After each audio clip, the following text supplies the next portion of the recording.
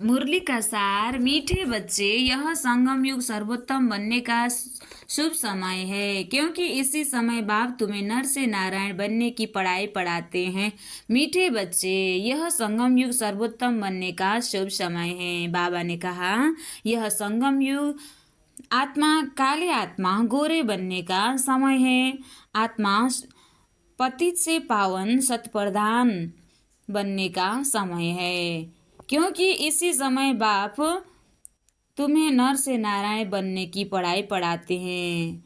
यही नर से नारायण बनने की पढ़ाई से हम आत्मा गोरे बनते हैं, श्रेष्ठ आत्मा, महान आत्मा बनते हैं, पाप को भस्म करके पवित्र बनते हैं, पावन आत्मा बनते हैं। इसलिए यह संगम युग सर्वोत्तम श्रेष्ठ समय है। प्रश्न, तुम बच्चों के पास ऐसी कौन सी नॉलेज है जिसके कारण तुम किसी भी हालत में रो नहीं सकते? उत्तर में बाबा कहते हैं, तुम्हारे पास इस बने बनाए ड्रामा की नॉलेज है। तुम जानते हो इसमें हर आत्मा का अपना अपना पार्ट है। बाप हमें सुख का वर्षा दे रहे हैं, फिर हम रो कैसे सकते? परवाह थी पार ब्रह्मा में रहने वाले की, वह मिल गया, बाकी क्या चाहिए? बख्तावर बच्चे कभी रोते नहीं। ओम शांति।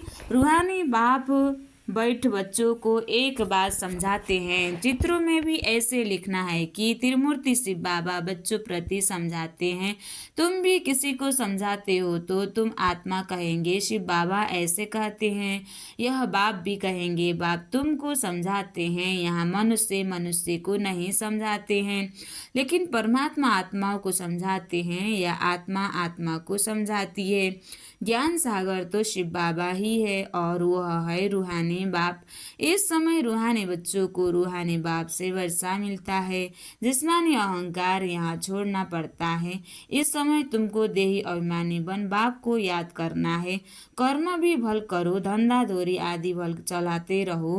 बाकी जितना समय मिले अपने को आत्मा समझ बाप को याद करेंगे तो विकर्म विनाश होंगे।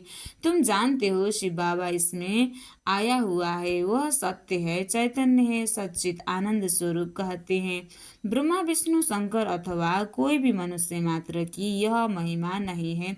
उससे ऊंच भगवान एक ही है, वह है सुप्रीम सोल। यह ज्ञान भी तुमको सिर्फ इस समय है, फिर कभी मिलता नहीं है।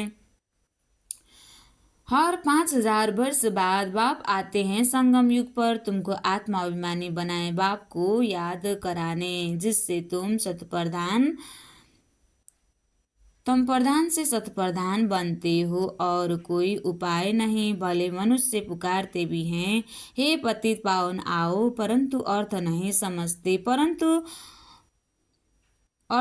समझते। पतित पावन सीताराम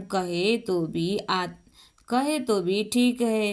तुम सब सीताएं अथवा भक्तियां हो।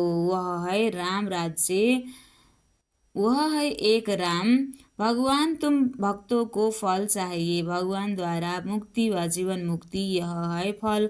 मुक्ति जीवन मुक्ति का दाता वह एक ही बाप है। ड्रामा में ऊंच से ऊंच पार्ट वाले भी होते हैं तो नीचे पार्ट वाले भी होते हैं। यह बेहद का ड्रामा है, इसको और कोई समझ न सके।